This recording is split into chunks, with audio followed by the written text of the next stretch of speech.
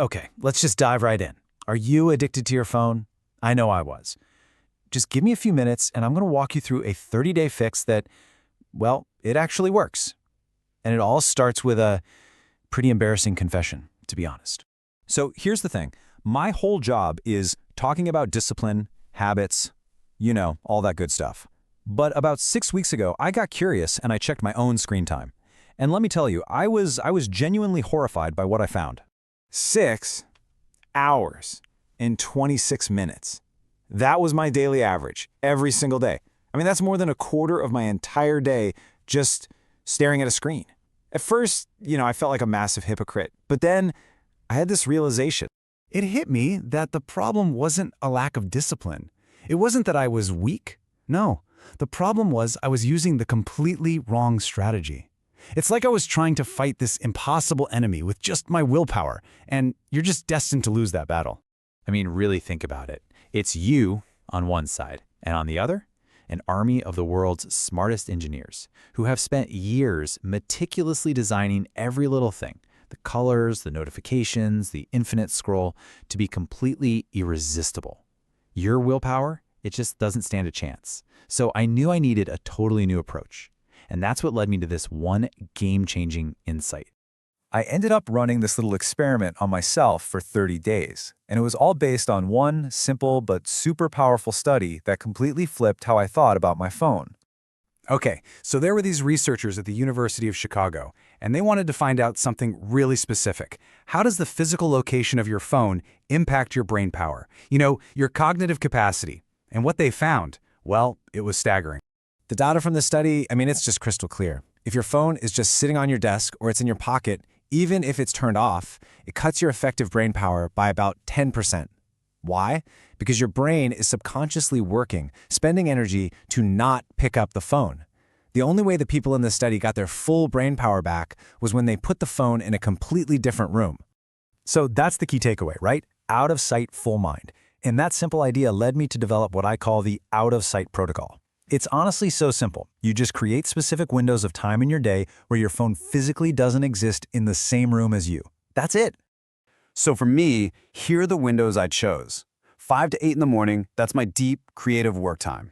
Then an hour in the morning and 2 hours in the evening for dedicated family time. No distractions. And of course, during all family gatherings. So now it's your turn to think. What are your windows? Right now, what are the most important moments in your day that really deserve your full, undivided attention? Okay, so having a plan is great, but, sticking to it, that's the hard part. So to guarantee I'd actually succeed, I used 3 rules. And these are designed to make it almost impossible to fail. They're all based on this really powerful psychological principle. It's called choice architecture. And the idea is really cool. It's all about engineering your environment to make the good choices super easy, almost effortless, and the bad choices kind of difficult. You're basically adding strategic friction to your bad habits. All right, so here are the 3 rules. Rule number 1, turn on grayscale mode. It takes like 30 seconds, and it immediately makes your phone way less shiny and appealing. It's just less addictive. Rule 2, set aggressive app limits. Way lower than you think you need. Because when your phone asks, hey, do you want more time? You have to consciously choose to fail. And that little moment of friction makes you stop. And third, and this was the real game changer for me, during your out-of-sight windows, the phone goes into a lockbox, a simple physical lockbox. That adds that critical physical friction you need.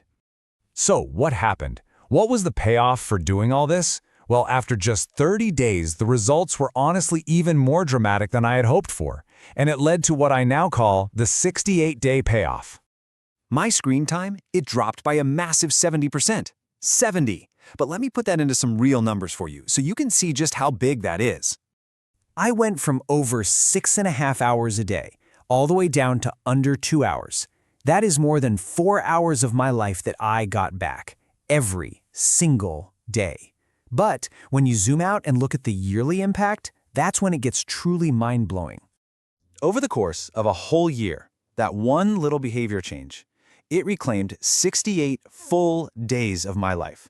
That's almost 2.5 months that I was just giving away to my phone. But you know what? The most important result wasn't something I could even measure on a chart. About 2 weeks in, my family started making comments, totally unprompted. They were saying things like, "You seem so much more present," and "You look so much happier." They thought work must be going great or something.